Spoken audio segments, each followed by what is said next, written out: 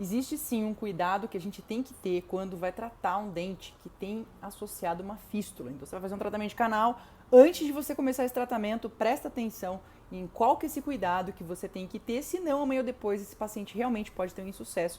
E aí às vezes você vai ter que lidar com isso, né? Entender o que aconteceu, o que você fez de errado e explicar depois para o paciente uma situação, fica muito mais parecendo e soando como uma desculpa do que se você conversa direito com ele antes, se comunica bem com ele antes e aí passa a ser parte do planejamento. É o seguinte, quando a gente tem um caso de fístula, né, de origem aí endodôntica, seja um tratamento endodôntico primário, seja um caso já de retratamento, o que é a primeira coisa que você tem que fazer, qual que é esse cuidado? É perguntar para o paciente há quanto tempo aquela fístula está lá presente. Pô, Fernanda, eu achei que fosse número de sessões, alguma medicação intracanal específica? Não, nada disso, né? Salvo alguma situação muito específica que realmente não haja uma secagem do canal, e aí precisa de uma medicação intracanal, é um caso, sei lá, de ápice incompleto, um caso de traumatismo, né? Num dente que não se desenvolveu ainda total a sua formação radicular. Tirando essas situações, independente do caso ter fístula ou não, o tratamento endodôntico ele pode sim ser realizado em uma única sessão. O fato é que quando você tem uma fístula de longa duração, e não dá pra gente precisar esse longa, né? Poxa, quanto que é longa? 2 semanas, 2 meses, muitos meses? Como não dá pra gente precisar, anota o tempo ali de fístula que o paciente tem e comunica algo importante para esse paciente. Olha, paciente, quando a gente tem uma fístula aqui, né? Essa comunicação entre aquela porção ali apical, né, periapical, que tem uma lesão provavelmente já associada com a cavidade oral, da mesma forma que existe a saída de exudato da lesão para a cavidade oral, dependendo da duração dessa fístula, se ela já está aquela fístula ali criada, epitelizada, ela pode permitir a infiltração reversa, infiltração de saliva até a região periapical.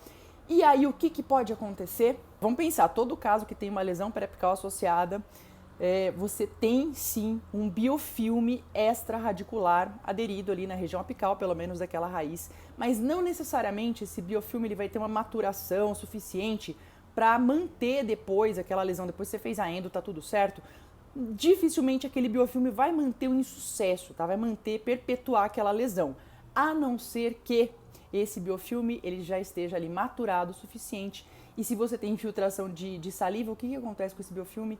Ele vai se calcificar, então você tem a formação de cálculo extraradicular. E aí sim você pode ter uma situação de insucesso, porque como que a gente remove cálculo extraradicular aderido ali, né, na superfície radicular externa, na porção apical de um dente? Você pode colocar medicação intracanal que for, isso não resolve, não remove cálculo. Cálculo, para ele ser removido, você precisa de uma remoção mecânica, assim como a gente coloca, né? Se a gente está aqui com cálculo aderido nos nossos dentes, a gente faz o quê? Tem que fazer remoção com ultrassom, não adianta eu bochechar o que for que não vou conseguir remover esse cálculo. Então, quando você comunica, explica tudo isso para o paciente, já fica uma margem, né, de que, lógico, é uma porcentagem pequena dos casos, tá, gente? Não é assim, todo caso de fístula deu insucesso, eu vou culpar a biofilme extraradicular. Não é bem assim. Mas existe, lógico, a possibilidade de ser um insucesso de origem aí, né, de alguma falha de um tratamento intracanal, mas, né, no caso de fístula, você deixando o paciente avisado, especialmente naqueles casos de fístula que já está ali há bastante tempo, na eventualidade daquilo dar um insucesso, e aí você vai confirmar e percebe que aquele insucesso é devido à presença de um cálculo extraradicular, aí sim já já tem um planejamento, né, uma ideia de uma possibilidade de uma complementação, né, que seja necessária uma complementação cirúrgica, uma apsectomia, para conseguir o sucesso desse tratamento, dessa infecção odontica amanhã ou depois. Tá ok? Então, essa comunicação é sensacional, muito melhor do que depois você ter que explicar para o paciente, você não falou nada disso, aí deu insucesso e você fala, então, paciente, sabe o que é? Você tinha uma fístula? Aí o cara vai falar, né, para lá, se era tão fácil assim de você saber, por que você não me avisou antes? Tá certo?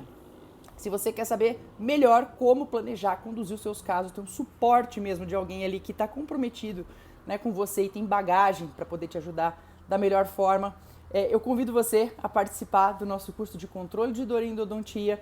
As inscrições estão abertas, a gente tem ainda valendo, né, pelo menos no dia que for publicado aqui esse vídeo, ainda está valendo. Hoje eu garanto para você, como um dos bônus, o acesso de 12 meses ao nosso plantão semanal de dúvidas Dental Lovers, ou seja, 1 hora por semana ao vivo. Você tem chance de contar com a minha ajuda ali próxima para conversar, planejar os seus casos e dessa forma ficar cada vez mais ali seguro dentro das suas tomadas de decisões clínicas, certo? Grande abraço, um grande beijo, a gente se vê na próxima.